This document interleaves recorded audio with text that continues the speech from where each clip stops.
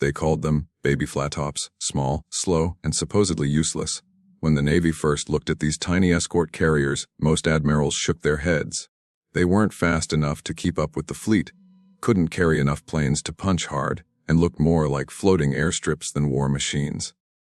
But by the end of the war, these so-called impractical ships had done something astonishing.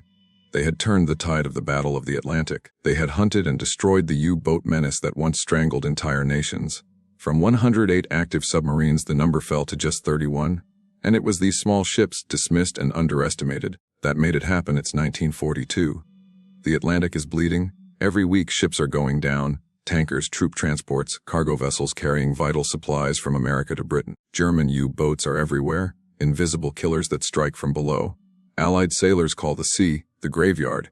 Convoys form up in desperate clusters, hoping that numbers will keep them safe, but they are still picked off one by one. The U-boats are winning, and the entire Allied war effort hangs by a thread. The Navy needs carriers, but the big fleet carriers are all in the Pacific. Every shipyard is already overloaded building Essex-class giants and repairing battle damage from Pearl Harbor. The Atlantic Command pleads for air cover, for anything that can get planes over the convoys, and that's when someone proposes a wild idea: convert merchant ships into mini carriers. Take a cargo hull, slap a wooden flight deck on top, add a few small planes, and send them into battle. Most experts laugh. These things will be too slow to launch planes effectively, they say. They'll roll so badly in the waves that pilots won't even be able to land. They'll be sitting ducks for U-boats and aircraft alike. Impractical, the admirals declare, but the convoy captains don't care about perfect. They just want protection. And so the Navy takes a chance. The first baby flattops are born, officially called escort carriers, or CVEs. They're about half the size of a standard carrier, built on merchant hulls or oil tankers, powered by diesel engines that can barely reach 19 knots. On deck, they can carry maybe 15 planes, a mix of Grumman Wildcats for defense and Avenger torpedo bombers for hunting subs. They look fragile, but they're about to change the war. The first time one joins a convoy, something shifts. Instead of looking to the horizon in fear, sailors look up. For the first time, they have eyes in the sky. Pilots begin to patrol above the gray Atlantic, scanning for the telltale shadow of a periscope or the shimmer of a wake. U-boats that used to attack it will now have to dive deep, forced to stay underwater longer, burning through their batteries. The hunters are becoming the hunted. At first, results are slow. The weather is brutal. Planes struggle to launch and land on decks barely longer than a football field. Pilots fight exhaustion, frostbite, and endless monotony, but the effect is undeniable. Wherever a baby flattop appears, U-boat attacks drop. One convoy after another makes it through untouched. The German commanders start noticing it too. They call the new threat Flugzeugmutterschiff, aircraft mother ships, and warn that any wolfpack attacking a convoy covered by one risks destruction. By mid-1943, the escort carriers are no longer experiments. They are the backbone of the Atlantic defense. The USS Bogue, USS Card, and USS Card become legends. Their planes sink U-boats faster than the Germans can replace them. The hunters start to fear the very ocean they once ruled. Submarine captains begin reporting a new terror: constant air patrols, day and night, forcing them under until their air runs out. Every time a U-boat surfaces, it risks death from above. The baby flattops are relentless, their planes circling like hawks over the gray waves. The turning point comes with Convoy OS-5, one of the bloodiest convoy battles of the war. 42 merchant ships are crawling westward across the Atlantic, shadowed by 43 U-boats. For days, the Germans strike again and again, sinking ships, scattering the convoy. But then the baby flattops arrive. Aircraft sweep over the convoy, dropping depth charges, forcing the U-boats down. One by one, the attackers are destroyed. When it's over, 12 U-boats lie on the ocean floor. The tide of the Battle of the Atlantic has turned. The escort carrier's success is not just about weapons. It's about numbers and persistence. The Navy builds them fast, turning out new ships every few weeks. By the end of the war, the United States has produced over 100. They serve everywhere in the Atlantic, the Mediterranean, even the Pacific later on. And for every convoy protected, countless lives are saved. Every ship that reaches port means more food, more fuel, more ammunition for the front lines. The baby flattops become unsung heroes, small ships doing giant work. What's remarkable is how little they were expected to accomplish. They weren't glamorous. They weren't meant for glory. They didn't have the power of the fleet carriers or the reputation of battleships. Yet, in their modest way, they may have been more important than either. They gave air power to the convoys, something no escort destroyer or patrol plane could do. They filled the one gap that had been killing the Allies, the mid-ocean black pit. Too far for land-based aircraft, where U-boats once roamed free. The baby Flattops lit that darkness with the light of their search planes, and from that moment on, the Atlantic was never the same. By late 1944, the statistics tell the story. U-boat losses are catastrophic, German production can't keep up, convoys sail in near safety. The same admirals who once dismissed the escort carriers now call them indispensable. They are proof that innovation doesn't always come from power. Sometimes it comes from necessity. Sometimes the smallest ships make the biggest difference. The baby Flattops had done what the mightiest battleships could not. They had turned the tide of a hidden war fought in the depths. And in doing so, they saved the Allied war effort itself. The crews who manned the baby Flattops came from every corner of America. Many had never even seen the ocean before. They trained fast, sailed faster, and learned everything the hard way. Life aboard these ships was brutal. The decks pitched like roller coasters, the corridors smelled of oil and salt, and the noise from the engines never stopped. Pilots called them Jeep carriers, and the nickname fit: small, rough, but always reliable. Every launch and landing felt like gambling with death. The flight decks were barely 400 feet long. One mistake, one gust of wind, and a plane would smash into the sea. Yet the men did it over and over, because they knew the stakes. The Atlantic didn't forgive mistakes. Storms could turn the sea into a nightmare of 50-foot waves, and the little carriers rolled until their propellers came out of the water. Pilots would circle overhead, watching the deck rise and fall like a beast's chest, waiting for the perfect second to land. Spotters screamed directions, deck crews ran through freezing spray, and everyone held their breath. When the plane's wheels finally hit, cheers broke out. Every landing was a small miracle. Every mission meant another convoy might make it home. But the U-boats adapted too. German commanders began to launch night attacks, slipping between convoy columns where radar couldn't always reach. Some submarines carried anti-aircraft guns, hoping to fight back against the planes that hunted them. It didn't matter. The baby Flattops pilots learned to strike from higher altitude, dropping depth charges and rockets that could tear open a hull. The Avenger bombers, slow but steady, became the U-boat's worst nightmare. They could spot a periscope wake, swoop down, and drop explosives with terrifying accuracy. Soon the Germans realized they couldn't surface even at night without risking death from above. The USS Bogue's task group set the standard. Her planes and escorts sank more than a dozen U-boats in just a few months. Each kill was a psychological blow. The Germans began calling the Atlantic the air ocean. Their wolf packs, once the terror of the seas, started losing their confidence. Morale dropped. Captains wrote in their logs about endless air patrols, about being forced to stay underwater for hours on end. They could no longer attack freely, they could only hide. The ocean that once gave them dominance now trapped them. Meanwhile, the men aboard the baby Flattops kept pushing. They experimented with new tactics, radar coordination, night patrols, and communication between ships and planes. Pilots learned to drop sonar buoys that could track submarines after they submerged. Destroyer escorts, guided by carrier aircraft, would swoop in and finish the kill. It was a deadly partnership, eyes in the sky, teeth in the water. The result was devastating. In just 1 year, the Allies sank more U-boats than in all the previous years combined. By the end of 1943, Admiral Dönitz, commander of the German U-boat fleet, admitted defeat in the North Atlantic. He pulled his submarines back. The battle, once so desperate, was now turning into a rout.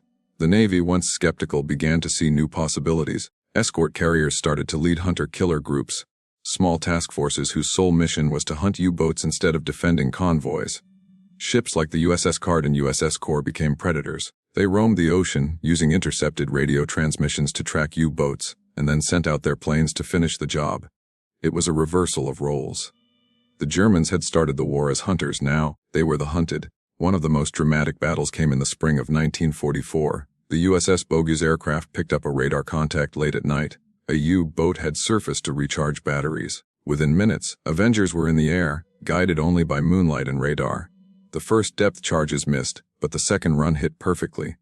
The explosion lifted the submarine out of the water. Debris scattered across the sea. When dawn broke, oil slicks stretched for miles. Another U-boat gone. Another step closer to safety for the convoys. But even in success, the baby Flattops paid a heavy price. They were easy targets if caught by surprise. On several occasions, German torpedoes found their mark.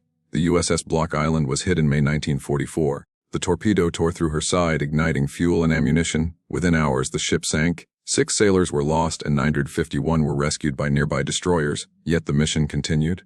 The very next day, her pilots and crew were reassigned to another carrier. The lesson was clear: the baby Flattops might be small, but their spirit was enormous.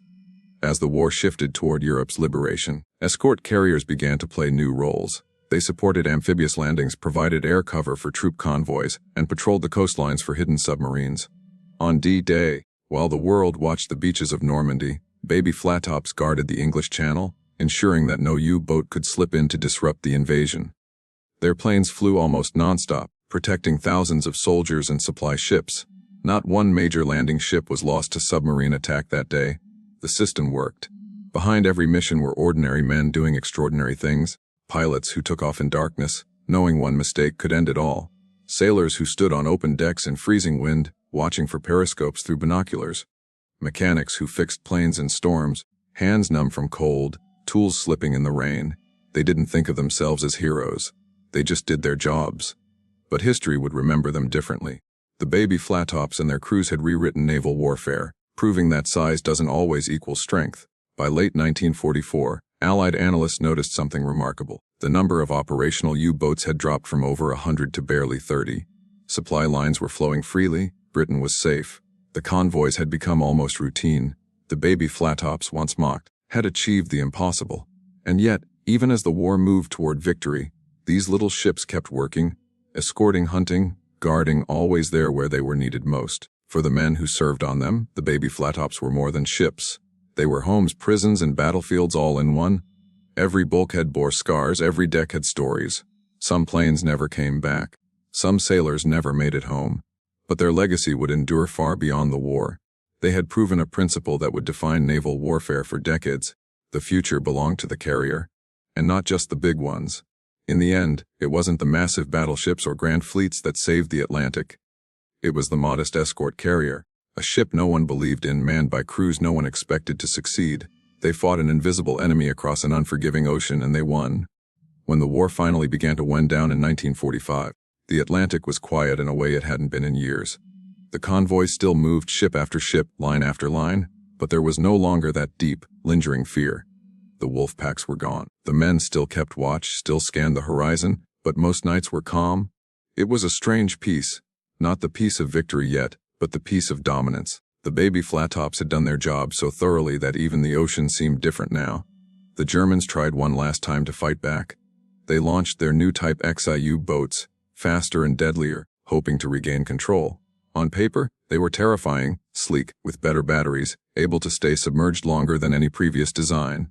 But they came too late. By the time they reached the Atlantic, the Allies already owned the sea and the sky. The baby Flattops planes could find them anywhere. Sonar, radar, and new weapons like homing torpedoes made every dive a gamble. Even the most advanced submarine was no match for a system that could see and strike from every direction. The Battle of the Atlantic was no longer a contest, it was cleanup.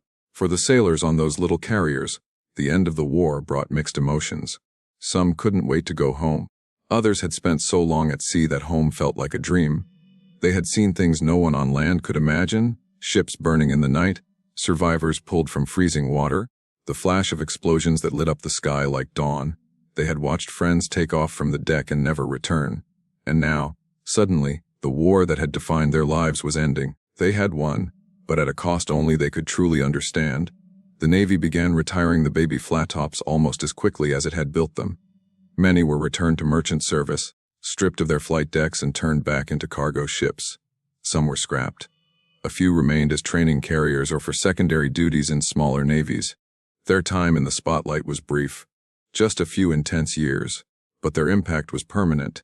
They had proven that air power didn't need to come from massive ships or grand fleets. It could come from ingenuity, adaptation, and sheer necessity. Historians often describe World War II as a war of innovation, and the baby Flattops are the perfect example. They were born not from brilliance but from desperation. They were the answer to a problem no one had time to solve the right way. And yet, that desperation forced creativity. It forced a new way of thinking. Instead of waiting years to perfect fleet carriers, the Allies built something good enough and made it great through use. That's what won the Atlantic, not perfection but persistence. Even after the war, the idea didn't die. The lessons of the escort carriers carried forward into the Cold War. The Navy began designing ships that could perform specialized roles: helicopter carriers, anti-submarine carriers, light carriers, all direct descendants of the baby Flattops. Every modern vessel that carries aircraft owes a little something to those small, creaky ships that first proved the concept in the stormy Atlantic. The USS Bogue and her sisters showed that air power at sea was not just for massive fleets. It could go anywhere, anytime. But perhaps the greatest legacy of the baby Flattops isn't in the ships that followed, but in the lives they saved. By breaking the back of the U-boat campaign, they kept the supply lines open. That meant food for Britain, fuel for tanks, ammunition for soldiers, and reinforcements for every front. Without those supplies, D-Day might never have happened. The Soviet Union might have been cut off from aid. The entire war might have dragged on years longer. Those little carriers, mocked as impractical, may have been the difference between victory and defeat. There's an irony in how history remembers them. They rarely make it into movies or grand naval histories. The spotlight tends to fall on the big names: the Enterprise, the Yorktown, the Essex-class giants. The baby Flattops were humble, almost invisible by comparison. But the sailors who served on them never forgot. They knew what they had done, in the quiet after the war, when they met in reunion halls or sat down to write their memoirs. They spoke of storms that could snap a plane in half, of endless gray horizons, and of the satisfaction of seeing a convoy reach port untouched. They spoke of the smell of salt and oil, the roar of engines, the thud of a plane landing against impossible odds. They spoke of courage without glamour, of duty without fame. If you stand today on the deck of one of the few surviving escort carriers preserved as museums, you can still feel it. The hum of history in the steel. The deck is narrow, the quarters small, the control rooms cramped. It's almost impossible to believe that hundreds of men lived and fought here, that planes took off from this tiny space into storms and battle. But they did, and somewhere out on the Atlantic floor, the rusting remains of U-boats still lie silent, reminders of what these little ships accomplished. By war's end, the numbers told the story better than any speech. The Allies had built 122 escort carriers. Together, they had escorted thousands of convoys, flown tens of thousands of missions, and destroyed more than 70 U-boats directly. Indirectly, they had rendered the rest useless. The total number of operational U-boats had fallen from 108 to just 31, a collapse so total that it broke the German naval strategy in half. The baby Flattops, the ships no one believed in, had done what the great battleships could not. They had made the ocean safe again. In military academies today, when strategists study how wars are truly won, they often look at logistics, supply, transport, endurance. The baby Flattops are a masterclass in that. They remind us that wars aren't just won by the biggest guns or the fastest planes, but by the tools that keep everything moving. They remind us that every grand victory on land depends on someone at sea making sure the lifeline stays open. That's what they were. The guardians of the lifeline. As the last of the escort carriers were decommissioned, some sailors watched from the docks, saluting ships that had been their world. They were old now but proud. They had seen the impossible, tiny ships defeating a hidden enemy across an endless ocean. They had seen the doubters proven wrong, and they had seen the power of belief in an idea, in innovation, in the will to survive. So when history calls them baby Flattops, it might sound small, but what they accomplished was anything but. They were giants in disguise, proof that sometimes the smallest ships carry the greatest weight of all. They saved convoys, they saved nations, and in doing so they saved the future.